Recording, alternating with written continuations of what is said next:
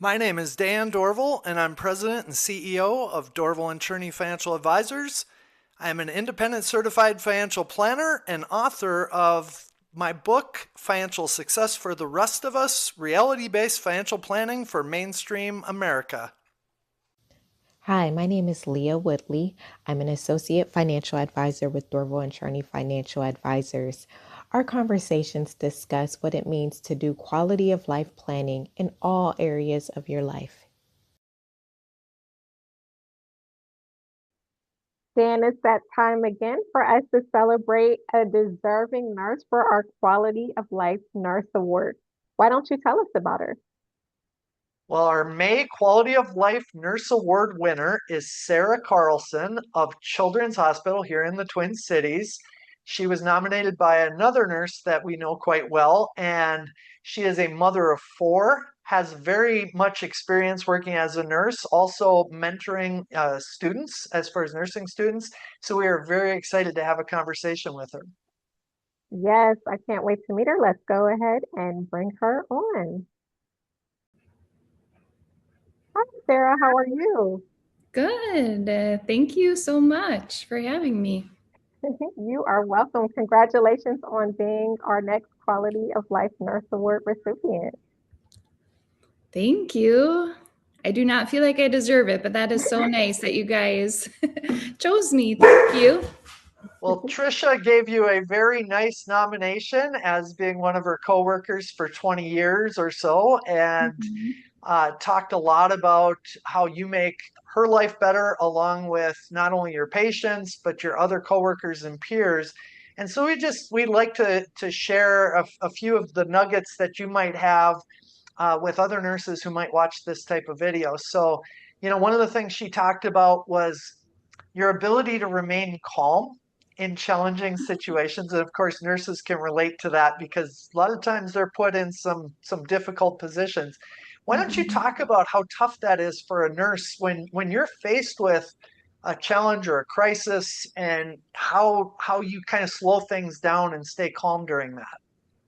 Yeah, I do feel like that is a big challenge for a nurse. You see people at their worst and they're often stressed. And I often can take a step back and be like, this may not be the best version of this person. And just not take it personally, not react, not like heighten make the interaction worse. I just try to take a step back and be like, listen to them, stay curious, and try to figure out maybe why they are feeling how they are feeling.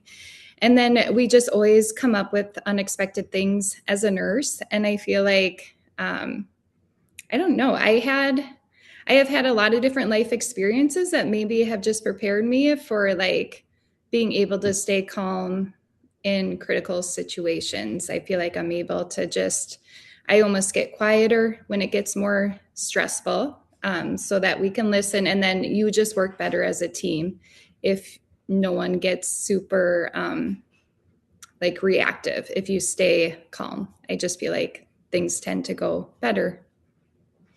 We hear from, I've helped thousands of nurses over the years, and we Yeah. commonly hear how it's gotten harder and harder for nurses because many of these patients will get reactive Mhm. and they might take it out on you.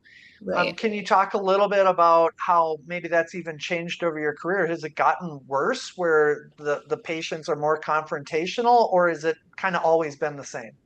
No, I feel like it has gotten worse. I feel like the nurses probably in the ER especially see that and on the floors too. I feel like pediatrics, which is where I work, we we see it a lot. We have a code green, which is where you need like security to get involved, and that means either like a patient's family or the patient is like escalating and you need some backup. And I would say I hear that called multiple times in my shift. Wow. Um, where I work in surgery now, we often, for those patients, we actually just had a patient yesterday that super combative, hits, kicks, had to take him from the ER. And it was a lot of conversations outside the room of how we are going to make that happen and how we are going to keep everyone safe. But I do feel like it has become more common. I've been a nurse maybe 22 years, and I feel like in general, people have a lower threshold of tolerance. and they react a lot quicker than they used to. So I See, agree. it's a fascinating discussion because I think for most people who aren't nurses, I Right. don't think they have any idea that that's the case, that Yeah. nurses have to deal with these types of things because we commonly hear nurses talk about feeling personally threatened, both physically or, just verbally. And, I always look at that and go, why wouldn't people be grateful for you trying to help them? And I do realize they're going through like maybe a tough time in their life and they're not the best version of themselves. But I think for a lot of the people watching, they just don't know that. So, Right. like moving on from that part, though, Trisha also mentioned how much you spend time mentoring or instructing young nurses. How important is it for today's world for those nurses to have an experienced nurse able to kind of guide them when they're learning? Yeah, I feel like that's huge. I feel like nurses come in, I work with nursing students in their senior year and like write a lot of recommendations and help them through that process of looking for their first job. And they are so nervous. They just, that first like 5 years are so challenging. And I think I've heard research that's when you lose a lot of people in those first 5 years, maybe not just nursing, but in a lot of careers. And I feel like that guidance from a mentor is so important. Just someone to like talk through things to help them, that someone like non-judgmental that they can ask questions to. A lot of times they feel like they don't want to ask questions because they want to feel like they know what they're doing. But I feel like it's so important to have someone you can ask questions to. And you're just dealing with such a life and death situation, you just have to have those mentors. So it's been fun. I feel like it's so fun to like look at where I work at Children's and I look out, I'm like, oh, there's my student that's now a charge nurse in the ICU. And there's my student that's like in the ER. And you're able to like spread your impact that much more when you invest in students. So that's been fun. It's been a consistent theme across many of our award winners that they are the more experienced nurses who are helping that next generation become, quality nurses because it's such a critically important role. And yet at the same time, we're seeing an exodus of a lot of nurses, just baby boomer types that have reached an age where they're starting to retire, or maybe they're kind of not so happy with what's going on in their health systems and they're Mhm. saying I can't do this anymore. And so that exodus of experience and all of that teaching and all of, so it's really important for people like you to be able to help the younger nurses. Mhm. And then finally, Trisha mentioned that you are a mother of four. Yeah, And me. so I suspect you are a very, very busy person. Can you Yeah. talk a little bit about how you balance out? You have this job that can be very stressful at times. Then you come home, and I imagine that can be very stressful at times. How Mhm. do you balance out those roles between, you're a caregiver in both roles, but how do you Yeah. balance out all of that? Well, first, I think the more kids you have, the more laid back you become a little bit. A lot of my friends are like, you are so laid back. And often it's because it's not life or death. So I have that perspective. I feel like nursing gives me that perspective of what's important and what's not. And so a lot of things are not life and death. So I become a more laid back parent in a way. We often say, like, we want our kids to be like 90s kids, just running the neighborhood, not on technology. They have a lot of friends they play with. So that just helps me as a parent. But I feel like it's nice to have both. I just work a 0.6, so I'm not there every day. So having 1 or 2 days at home per week really helps me as a parent. Um, my husband works full time and is also part-time firefighter for our city and EMT. So he's really busy and he helps coach. So it's nice with me for nursing to like be the one that's a little more flexible with raising those 4 kids. But they all play sports. I'm a manager for like hockey, baseball, soccer, like just am involved with them and what they're into.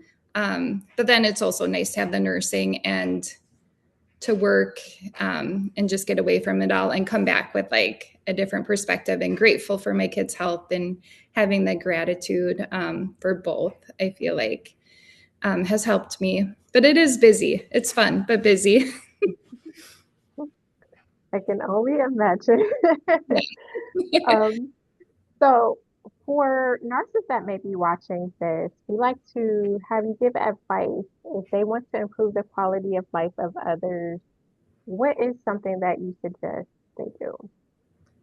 Um, I feel like it's good to stay curious, and things are constantly changing. So, quality of life, I feel like the medical world changes, just recommendations change, staying curious, staying up to date on the latest knowledge. Medically, for quality of life in general, I'm a big proponent of like getting outdoors and just like having a community around you. I feel like as you start nursing and as you continue through nursing, it's nice to have that community with your coworkers, nice to have a community outside of work. So you're not like alone as you process work, as you're outside. I think community is just really important. So I'd encourage every nurse to like have a group or someone that they can talk to about nursing, but then also outside of nursing as well. Well, I love that reference to curiosity. I also love the reference to having connection because today's Mhm. world is very easy to become separated from others. You can just immerse yourself in social media or whatever and just Yeah. not talk to people. And yet, those connections are critically important. So, I want to congratulate you again for being our May Quality of Life Nurse Award winner. We do give out a $500 cash award. We will be sending that to you. So you'll probably end up spending it on kids' activities anyway. No, I was like, well, I talked to Trisha. I'm like, I'll have to buy something for the unit or like maybe give it back. So thank you. Sounds like a pretty typical nurse response, Yeah. especially someone who's winning this type of award. Yeah. Well, thank you so much. I really appreciate that you do this. You are welcome.